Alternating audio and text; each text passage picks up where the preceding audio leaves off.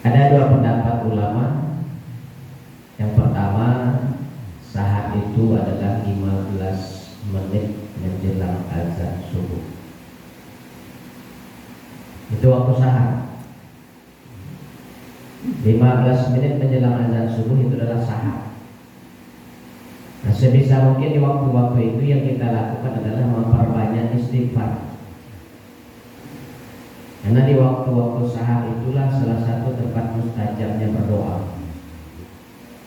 Maka yang ditunggu oleh Allah adalah doa dan istighfar ketika mendekati waktu subuh.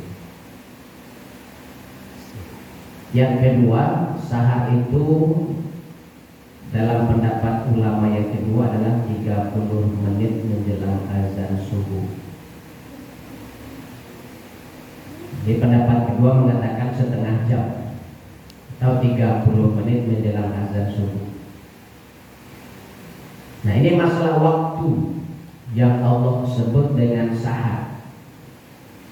Kalau dalam bahasa Arab itu Bapak, ada isim waktu, isim fiil, isim makan dan segala macam. Nah, biasanya kalau untuk mempelajari bahasa Arab itu dasarnya untuk mempelajari itu disebut dengan nahu sorof. Nahu dan sorof. Nah, biasanya dulu kami kalau berada di pondok pesantren, kalau lagi itu pelajaran nahu sorof itu kami laban terulang saraf. Karena harus menghafal, mengulang-ulang perubahan-perubahan kata yang terdapat dalam nahu dan sorof itu. Karena sistemnya dalam hukum bahasa Arab itu jangankan berubah huruf, berubah baris saja beda arti. Batuka saja baris batuka arti. Dia harus menguasai nahu sorof untuk bisa mempelajari bahasa Arab. Kenapa? Karena nanti kami akan belajar kitab Bundul atau kitab Kunyah. Di situ ada huruf tapi tidak ada baris. Misalnya ditulis sin, ha, ro, tapi tidak ada baris. Huruf sin, huruf ha, huruf ro. Nah, ketika awak membaca kitab itu, tafsir itu yang bagi baris utama. Nah, ketika kalau lagi baris, kita ditanya, Pak, ke barisnya di situ, Pak, ke barisnya di situ. Hanya lain ada Pak berdasarkan nahu sorof. Di sinharo, kalau baca sahar, itu artinya 30 menit menjelang azan subuh. Tapi kalau dia baris bawah lagi gimana? Sihir, beda artinya gitu. Sahar, sihir, jadi beda baris, beda arti gitu. Nah, sama ketika Allah menjelaskan isim waktunya, itu Allah sebut dengan sahar. Nah, isim fiilnya Bapak atau perbuatan yang kita lakukan di waktu sahar itu, maka dalam bahasa Arab disebut dengan sahur. Di waktunya sahar, aktivitas awak di waktu sahar itu disebut dengan sahur. Jadi kalau ibu bapak mengaji di waktu sahar itu namanya mengaji sahur. Kalau berzikir di waktu sahar itu namanya zikir sahur. Nah, kalau makan sahur. Jadi kalau makan di waktu sahar itu disebut dengan makan sahur. Jadi jabatan yang rancak makan sahur itu ibu bapak. Jabatan setengah jam menjelang azan subuh itu yang rancak makan sahur. Karena di saat itu adalah masuknya waktu sahar dan kita makan di waktu itu namanya makan sahur. Nah, dari pagi makannya barai bu. Tengah 5. Ada jam mampek tak? Ada. Ya, jam 3 ada makan? Ada. Kira-kira kalau makan jam 3 itu makan apa ibu? Makan malam. Yang makan jam ampe itu makan apa namanya gitu? Malam. Jadi salah itu ibu apa yang ada dalam pikiran awak bahwa makan sahur itu adalah makan untuk puasa. Jadi jam bara saja makan di bulan Ramadan itu setelah tadi tetap menamakan makan sahur. Ulang tapi kadang malah makan subuh-subuh itu, makan dulu. Makan apa gitu? Kan sahur ini dia kalau makan pagi itu aja. Tua. Kita sudah nonton bola apa jam 1 tapi kita kalau sahur selagi ini. Ada jalan dari kampung di rumah di soraan dia suka dia saji jam 3 sahur. Nah, ini dia bulan soal makan. Itu soraan sahur. Banyak kejadian. Jadi sebenarnya dikatakan dengan sahur itu adalah aktivitas yang kita lakukan di waktu sahar. Kapan sahar itu? 30 menit menjelang azan subuh. Nah kalau makan di situ baru namanya makan sahur. Malah kerugi awak selama dulu makan jam 3, jam sampai setengah sampai. Azan jam 5 awak makan jam sampai. Dia kita rugi apa ibu? Kalau awak makan 1 jam menjelang azan subuh, ayat warugi 3. Pertama, kita belum mendapatkan berkah. Karena kata Rasulullah dari Muslim, Allah menurunkan berkah bagi yang makan sahur. Jadi kalau makan sahur baru dapat berkah. Kapan makan sahur itu? Setengah jam menjelang azan. Nah kalau sebelumnya, maka berkah belum diturunkan Allah. Nah, yang kedua yang alun awak dapat Nabi dalam sunnah. Sunnahnya makan sahur itu mengakhirkan waktu. Juga Nabi itu ketika ditanya oleh sahabat ke Aisyah, bila Nabi itu makan sahurnya Aisyah, kata Aisyah, saya tahu aku kalau beliau melalui di rumah hamba di bulan Ramadan, beliau itu makan sahurnya ketika Bilal azan. Bila Bilal itu azan itu, Bilal itu azan pada saat munculnya fajar kadhib. Jadi ketika Allah menjelaskan dalam surah Al-Baqarah ayat 187, wa kulu washrabu hatta yatabayyana lakumul khaytul abyadu minal khaytil aswadi minal fajr thumma atimus siyama ila lail. Makan dan minumlah kata Allah sampai kalian bisa membedakan garis putih dan garis hitam dari fajar, dan sempurnakan puasa sampai malam. Dia Allah menggambarkan fajar itu dengan istilah 2 garis putih dan hitam. Tapi Nabi menjelaskan fajar itu ada 2 kata Nabi. Pertama disebut Nabi dengan istilah fajar kadhib, yaitu fajar dan mangicuan. Ciri-ciri fajar kadhib ini kata Rasulullah, cahaya putihnya itu meruncing ke atas. Seperti ekor serigala. Kemudian hilang, muncul fajar yang kedua, namanya fajar shodiq atau fajar yang sebenarnya. Nah, fajar shodiq ini Bapak adalah fajar masuknya waktu subuh. Ciri-cirinya kata Rasulullah, cahaya putihnya itu mendatar di permukaan. Jadi kalau fajar shodiq cahaya itu model itu kawan, mendatar model itu. Tandanya subuh masuk. Tapi kalau ke atas putihnya itu belum, itu masih fajar kadhib. Di hadis Muslim kata Rasulullah, fajar kadhib itu adalah fajar yang masih dibolehkannya makan sahur dan masih terlarang untuk sholat subuh. Tapi kalau fajar shodiq kata Rasulullah, fajar yang sudah dibolehkannya sholat subuh dan sudah terlarang makan sahur. Untuk membedakan kedua fajar ini, Nabi menunjuk 2 sahabat untuk mengumandangkan azan saat munculnya 2 fajar ini. Pada saat sesungguhnya fajar kadib, Nabi menunjuk Bilal azan. Pada saat munculnya fajar sodik, fajar masuknya waktu subuh, Nabi menunjuk Abdullah bin Abi Umi Maktum, sahabat Nabi yang utuh, tunanetra kalau bahasa Arab, tapi hafiz Quran.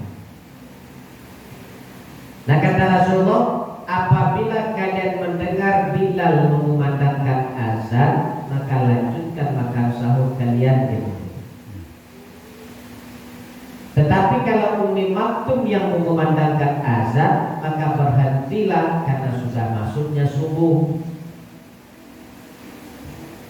Sudah masuk subuh gitu.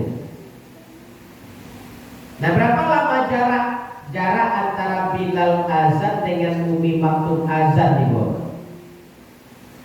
Kemudian Nabi menunjuk satu orang lagi sahabat namanya Abdullah bin Mas'ud.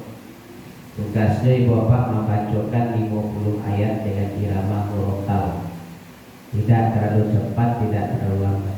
Nah, pada waktunya itu ibu bapak 50 ayat itu dengan murattal itu lebih kurang sekitar 10 menit. Jadi jarak antara Bilal azan dengan Umi Maktum azan itu 10 menit. Jadi Bilal azan, setelah 10 menit setelah itu baru Umi Maktum azan. Nah jarak 10 menit itu dibacakanlah di situ 50 ayat Quran dengan irama murattal. Di prakteknya di zaman Rasulullah bahwa ketika Bilal mengumandangkan azan, sahabat yang lain berkeliling ke setiap rumah sambil berteriak dengan kata tanbih. Tanbih, tanbih, tanbih. Tanbih itu artinya peringatan atau siap-siap. Karena sebentar lagi kan muncul subuh atau fajar. Nah setelah Abdullah bin Mas'ud membacakan 50 ayat, baru setelah itu Umi Maktum azan. Nah ketika Umi Maktum azan, sahabat kembali berteriak atau berkeliling sambil meneriakkan kata imsak. Imsak, imsak, imsak. Jadi imsak di zaman Rasulullah itu adalah pada saat azan subuh, bukan saat sirine bunyi. Jarak antara sirine dan azan berapa menit di bawah? Jarak antara sirine dan bunyi dan azan subuh berapa menit? 10 menit. Ya kan?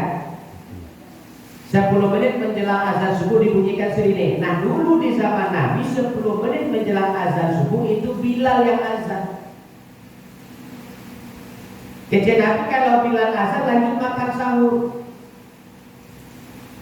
Nah di zaman awal ini Bilal pun diganti di sirine.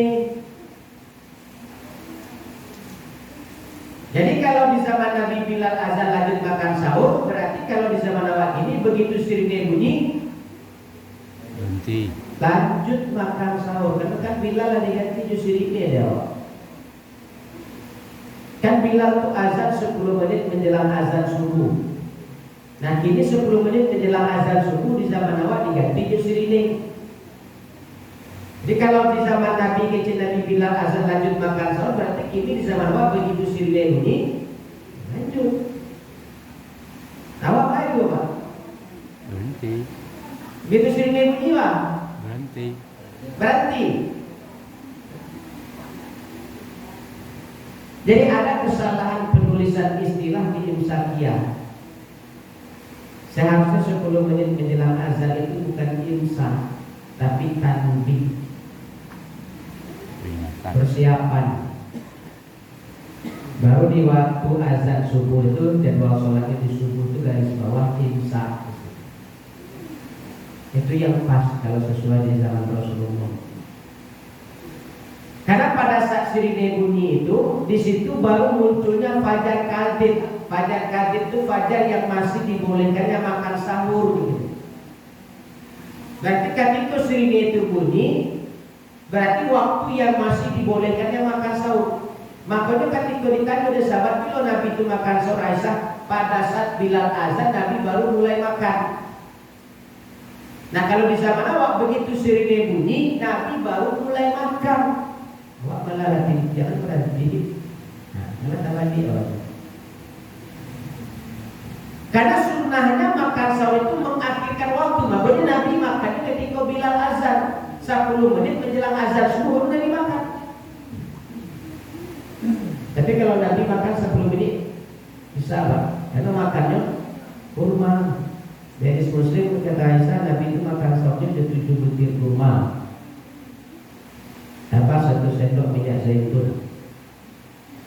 Kemudian baru minum air putih, setelah itu beliau ke masjid. Jadi sudah makan sahur sampai ke masjid. Tidak jauh jarak antara sahur dengan azan. Ya kalau 10 menit cocok lah kalau Nabi cuma makan kurma. Nah kalau apa makannya Pak? Berapa piring? Dua piring. Kalau mungkin 10 menit. Aduh. Makanya supaya dapat sunnahnya seperti Nabi, awak tariklah setengah jam dari azan subuh. Di situ awak baru mulai makan. Baru udah makan gitu tuh makan sahur, dapat sunnah di situ. Kalau yang ingin meniru Nabi, tidak masalah dong. Pas begitu sirine bunyi, makan kurma kalau ada kalau. Kan 7 buah kurma. Ini minyak zaitun sesendok. Kadang-kadang kan ada salah penafsiran ya Bapak. Kecilnya Nabi itu kalau ingin meniru Nabi itu sunnahnya tuh makan sahur di kurma. Baik tuh, ya karena Nabi makan sahurnya di kurma. Iyalah. Kan makanan Nabi nggak kurma. Tapi bukan berarti sunnah. Kalau sunnahnya itu bukan dari sisi makanan itu, tapi cara makannya gitu. Jadi kalau Nabi makan sahur dengan kurma, oke, karena itu makanannya berapa? Nah kalau awak tak kurma makanan awak, coba yang tadi bawa. Dia biasa makan nasi 2 piring dia sahur. Kini disuruh ganti 7 kurma. Begitu dia makan jam 10 panjang saja gajah. Boleh makan. Ini biasanya kurma itu cuci mulut dia. Sudah makan nasi itu atau cuci mulut atau parabuang ini kira-kira baru makan kurma gak 2 atau 3. Akhirnya disuruh makan sahur ganti 2 piring 7 kurma. Ini kira Pak. Kenapa? Sunnah. Jadi tidak semuanya yang dilakukan Nabi itu sunnah. Apakah sampai-sampai ada sahabat yang berkata, saya melihat Nabi itu ketika makan, diambil 1 butir kurma dengan 3 jari, dan dibelahnya yang sebelah kanan dimakan, dan dibuang bijinya yang sebelah kiri dipindahkan ke tangan kanan dimakan lagi. Nah sampai kalau kita sunnahnya Nabi itu makan di tangan 3 jari. Kita tengok kawan makannya nasi sup, makan kawan pun sup. Maka di sendok dilarangnya sunnahnya makan di tangan. Karena Nabi dikata ada di bawah sendok oleh kawan. Itu kalau makan di tangan dikapuk oleh Nabi itu makannya 3 jari. Aja bapak bayangannya makan nasi sup. Buat mau nanggal-nanggal di dunia lu suruh makannya 3 jari. Tak bayang tak seperti aku makannya itu. Makan nasi sup di 3 jari. Itu kan selesai itu Pak.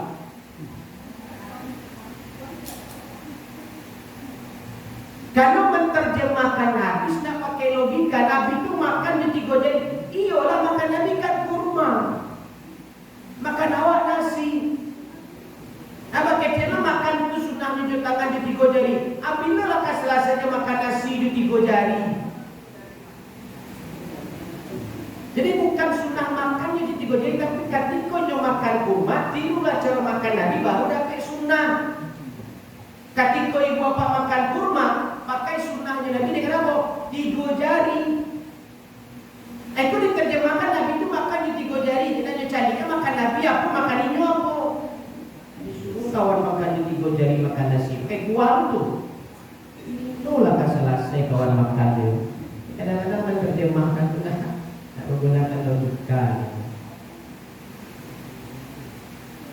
Jadi situ banyak menafsirkan tapi mantah-mantah nanti pakai logika. Pokoknya Nabi makannya di 3 jari dan carinya makan apa makan Nabi yang mau sama ketika awak makan kurma baru pakai sunnah Nabi dengan tiga jari. Tapi kalau makan nasi dan kecil sunnah jadi tiga jari lagi. Rabu kawan bego di tempat situ yang mulai. Itu kata saya makan dengan tiga buat nasi kok kuat.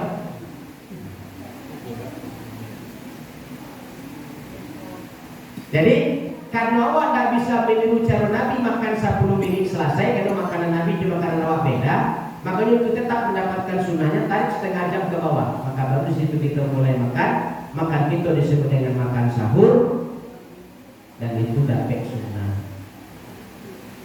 Yang ketiga ibu bapak yang lewat dapet makan di 1 jam menjelang azan itu adalah doa dan permohonan ampun dari malaikat. Dia kata Rasulullah dari 2 paling kurang yang didoakan malaikat salah satunya adalah orang yang sedang makan sahur. Jadi kalau awak makan sahur di waktu sahar itu setengah jam menjelang azan itu langsung didoakan oleh malaikat, ya Allah berkahilah hamba-Mu ini dan ampunilah dosanya karena mereka sedang makan sahur. Tapi kalau ibu bapak makannya jam 4 sementara orang azan jam 5, masih berdoa tuh, masih didoakan oleh malaikat. Lalu,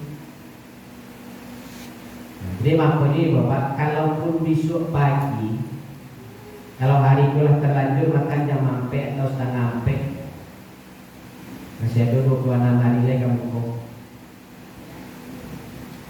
Jadi 26 hari lagi bu. Itu poso kebaran lewat bego, Pak. Poso sampai poso ketiga. Oh berarti dari Sabtu mulai. Atau hari Minggu loh. Karena masalahnya pantauan dari ahli astronomi dan ilmu falaknya Muhammadiyah di seluruh titik-titik di Indonesia itu pada saat matahari terbenam di hari Jumat itu, Jumat maghrib itu matahari terbenam, itu hilal sudah berada di 4 derajat. Syarat untuk bisa dikatakan hilal itu sudah nampak adalah syarat minimalnya hilal itu di 2 derajat. Kalau lah 2 derajat berarti lah masuk 1 Ramadan. Nah sementara di hari Jumat maghrib itu pas matahari terbenam, hilal di seluruh Indonesia sudah berada di 4 derajat. Tidak mungkin diundur lain gitu. Makanya Muhammadiyah menetapkan 1 Ramadan itu jatuh tanggal 2 hari Sabtu. Karena Jumat itulah masuk 4 derajat. Makanya ketika orang puasa hari Minggu itu hilal tambah jauh katanya, baru mulai puasa. Asiko di media sosial lah heboh tuh. Ada baru mulai puasa di minggu tadi lah hilal jauh tinggi dalam orang derajat tuh. Jadi dengan alasan di maghrib Jumat itu hilal belum nampak kata pemerintah, makanya belum bisa dipastikan 1 Ramadan itu di hari Sabtu, maka diundur di hari Minggu. Jadi terserah kita mau ikut pemerintah boleh, mau ikut Muhammadiyah boleh. Karena keduanya punya dalil.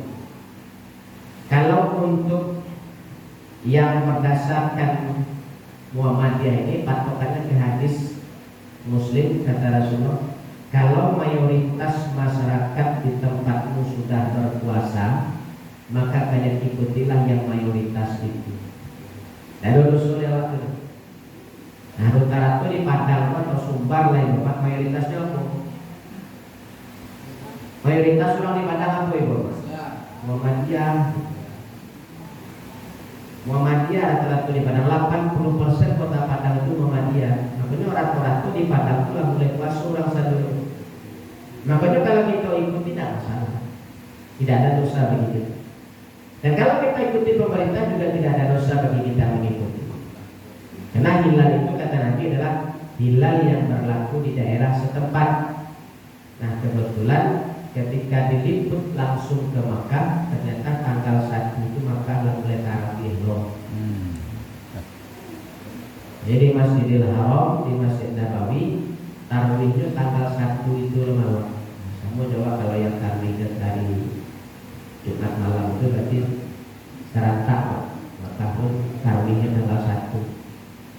Jadi mereka di situ mulai puasanya juga tanggal 2. Jadi kadang-kadang menurut jadi perdebatan ini hanya masalah cara menentukan titik atau derajat hilalnya. Jadi kalau di Muhammadiyah begitulah masuk 2 derajat tak masuk. Nah, kalau di pemerintah harus lewat dari 2 derajat baru bisa dikatakan masuk. Makanya kalau di saat itu tidak nampak di pemerintah itu dari paruh mencarinya, makanya dikatakan di saat Jumat malam itu hilal belum nampak atau puasa dimundurkan ke hari Minggu. Jadi tidak masalah itu. Jadi kalau puasanya hari Sabtu berarti puasa 30 hari. Kalau yang mulai hari Minggu 29. Akan lebih cie waktu. Bonus cie kan gitu. Tidak masalah. Itu tidak. Jadi yang dalil Bapak, untuk kedepannya masih ada 26 hari lagi, usahakan setiap awak sahur dapat yang 3. Nah, kok besok pagi misalnya lah kalau semua makan jam 4 lah, bila nasi 2 piring baru tak kena. Sahur itu kan setengah jam menjelang azan. Lah nasi sebenarnya baru ulang balik tak mungkin lah itu kan. Baru tak kena, lah sudah habis nasi 2 piring baru kena. Kan sahur itu setengah jam menjelang azan. Itu hari itu setengah 5 dah habis nasi 2 piring apa kau ulang. Nah, atau bagi anak-anak yang paling malih jago sahur itu, ya kadang sudah tahu itu juga bisa makan, malih jago bagi nanti. Nah, usahakan seperti kata Rasulullah jadi muslim bersahurlah katanya, walau hanya dengan segelas air. Jadi kalau lata laju makan jam 4 untuk mendapatkan yang 3 itu lagi ya, berkah sunnah dan doa dari mereka. Maka siswakanlah waktu 10 menit atau 5 menit atau 15 menit menjelang azan subuh itu awak ambil sekali minum dan niatkan untuk sahur. Nah, kok tapi yang 3 dia. Makanya kalau ada anak-anak yang boleh jago, pastikan menjago sebelum azan subuh. Minumlah sekali supaya dapat yang 3. Karena anak-anak paling maling makan pagi itu. Yang paling makan itu nak makan ada dia kadang minum air putih sih malam itu kadang artinya puasa itu sampai pagi. Nah, jadi usahakan sebelum azan suruh dia jago kan sebentar, suruh minum sekali supaya dapat yang 3. Dan yang terakhir bahwa masalah baca niat. Kalau ibu bapak baca niatnya nawaitu sauma qadim, itu membaca itu sebelum lalu atau sudah sholat tarawih. Begitu selesai witir, akan berdoa bersama tuh. Pas itu selesai imam berdoa bersama, atau pimpin langsung dari imam nawaitu sauma qadim. Ikuti dewa, kalau tidak nawaina disuruh imam sengaja kami gitu. Kalau artinya nawaitu sauma qadim itu saya berniat untuk puasa besok. Nah, baru baca sebelum lalu, begitu jago baru tidak baca niat itu tidak masalah. Tapi ketika ibu bapak baca niat itu pas makan sahur, dibaca niat nawaitu sauma qadim. Awak puasa hari itu tapi niat untuk disuap. Apa dikira ibu bapak? Cocok tak niatnya? Awak makan sahur hari itu kan? Hari ini ke Selasa. Awak tadi pagi makan. Nawaitu sauma qadim, sengaja aku berpuasa untuk besok. Awak ke puasa hari Selasa niat untuk disuap. Dia banyak salah baca niat itu ketika makan itu. Ketika baca niat nawaitu sauma qadim itu kalalong itu. Ya, nah, tapi kalau terlanjur kalau lupa baca kalalong, pasca makan sahur kita baca niat, jangan nawaitu sauma qadim juga. Kalau masuk tu hari go, nah gantilah qadim itu dengan yaumin.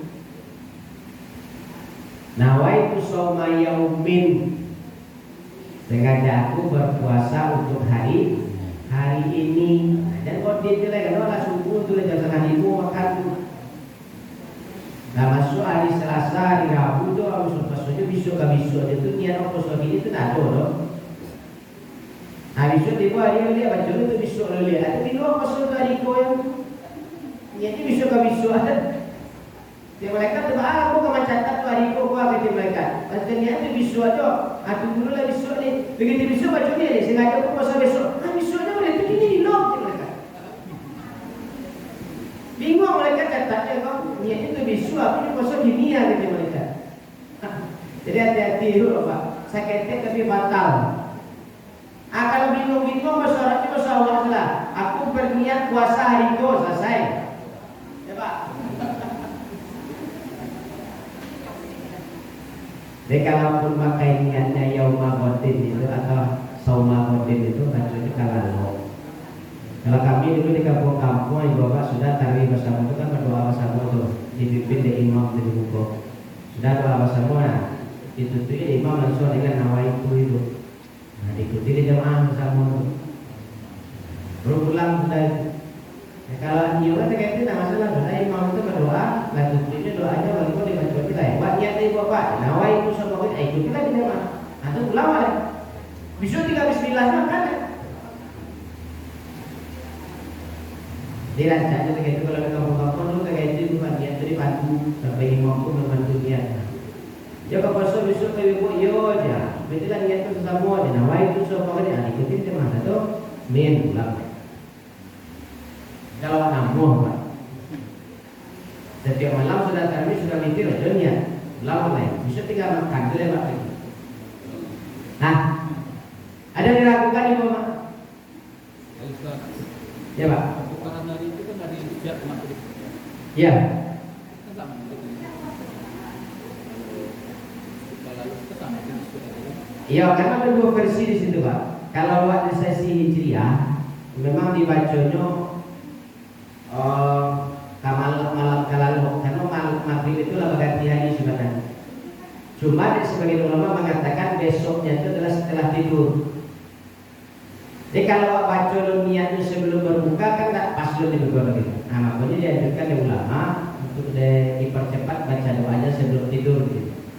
Jadi diambilnya patokannya jam Masehi. Kalau Masehi kan berganti harinya jam 2 malam. Di dalam sisi pembacaan niatnya bergantinya hari itu jam 2 malam. Jadi baca sebelum lalu. Tapi sebenarnya kalau dipatokkan nawaitu sama bodin di hijriah, seharusnya kita baca itu sebelum berbuka itu leh. Karena besoknya itu adalah setelah maghrib. Karena begitu ke maghrib masuk ini berganti. Nah cuma dalam hal ini pendapat ulama karena berganti harinya itu dilihat dari sisi masih itu jam balik, makanya disuruh kita baca kan kalau. Atau kalau ibu bapak namu di awal-awal puasa itu langsung saya untuk sebulan, nggak masalah. Karena kan berturut-turut Pak. Nggak putih loh, dari 1 sampai 30 itu nggak putih puasa tiap hari kan. Nah, makanya di awal puasa itu kita langsung baca. Ngajakku berpuasa untuk 1 bulan Ramadan. So boleh, jadi kalau lupa pun bacanya aman. Karena alamatnya untuk sebulan. Tapi yang tulisan dalam bulan. Nah, Ada Ustaz minta pembelian. ya, yang nak membeli karena apa? Kalau bisa dia itu per saat itu, gitu. Karena mungkin menjadi sakit atau apa gitu. Tapi karena sebagian ulama mengatakan dibolehkan untuk sebulan, maka dibolehkan untuk per hari itu kenapa? Karena Ramadan khusus untuk Ramadan dia akan berturut-turut sebulan, maka tidak masalah gitu. Tapi kalau untuk puasa Senin Kamis tidak bisa, dia harus dibaca pada saat itu. Jadi memang ada dua pendapat ulama.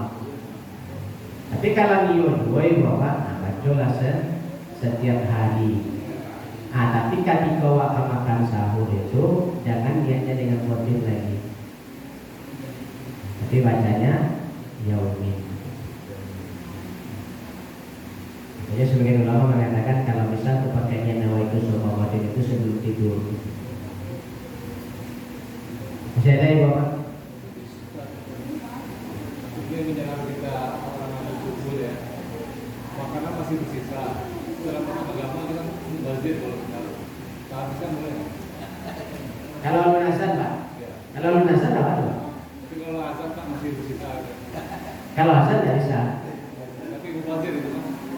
Kalau untuk makan kata Rasulullah ketika kalian makan orang azan, pilihannya cuma 2 Pak. Kalau masih ada Pak sedang main 2 Pak. Masuk orang azan, pilihannya cuma 2. Muntahkan lagi, minum air capek, atau dulu semuju air. Mana bisa? Dulu semuju Mubazir semuju. kan juga. Hah? Mubazir itu jarang juga. Iya, tapi kalau untuk makan kan lama punyanya Pak. Tapi kalau untuk satu makanan di mulut saja itu masih dibolehkan. Masih dibolehkan. Kenapa? Karena pernah Nabi dalam hadis Muslim sahabat bertanya, Rasulullah tadi pagi aku menunggu Umi Maktum azan gitu. Aku ingin minum dan ambil air 1 gelas. Begitu ayat ke-8, wah kadi minumnya tadangan di Umi Maktum azan, dia tinggal di segala itu. Aku takut membatalkan puasa karena sudah imsak. Kata Nabi, semestinya kalian jangan mubazir. Semestinya engkau minum air yang 1 gelas itu karena memang itu baru azan dan engkau lanjutkan puasa sampai malam. Jadi kalau awak ingin minum Pak, lebih ayah segala, kalau minum kadang-kadang orang azan di masjid masih diizinkan Nabi wak minum yang segala itu sampai habis. Itu kan paling-paling 2 kali Allah Akbar habis tuh. Di segala itu kan kali nonong habis tuh. Tapi kalau baru ambil nasi orang azan, jalan je Pak. Koma selesai dulu. Nah, tapi kalau hanya untuk satu makanan di mulut, orang baru azan, capek sekunya dulu jauh boleh. Tapi kalau orang udah sunjuk kan ada orang kalau makan minyak itu 33 kali lo baru dia dulu. Nah, itu jadi juga lagi lain. Nah, keluarga itu juga lagi lain. Kan ada orang ngomongnya 33 Pak. Kalau nanti 33 nak afdol makan dua.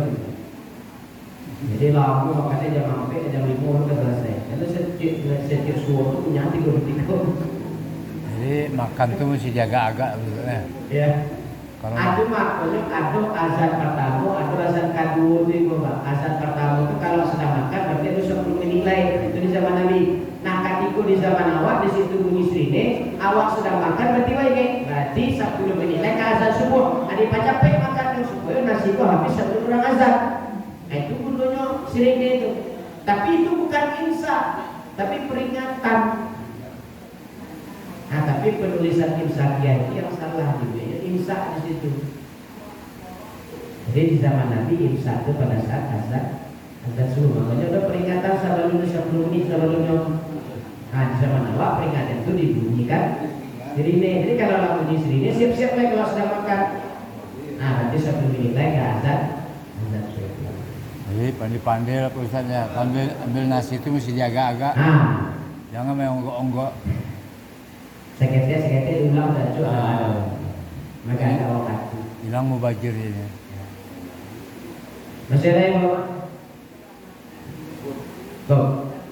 Baik, mudah-mudahan manfaatnya. Bila itu wal hidayah. Assalamualaikum warahmatullahi wabarakatuh. Waalaikumsalam warahmatullahi wabarakatuh.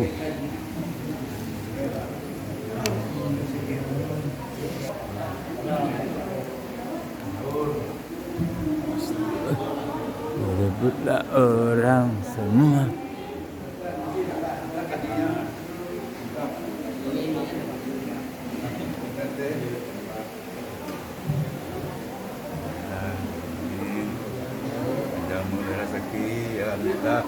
Kamerawan. Kamerawan. Kawan nggak? Allah. Kilo bawa jadi kameramen tahu juga. Oh, wartawan tahu. Udah kalah. Ya Pak.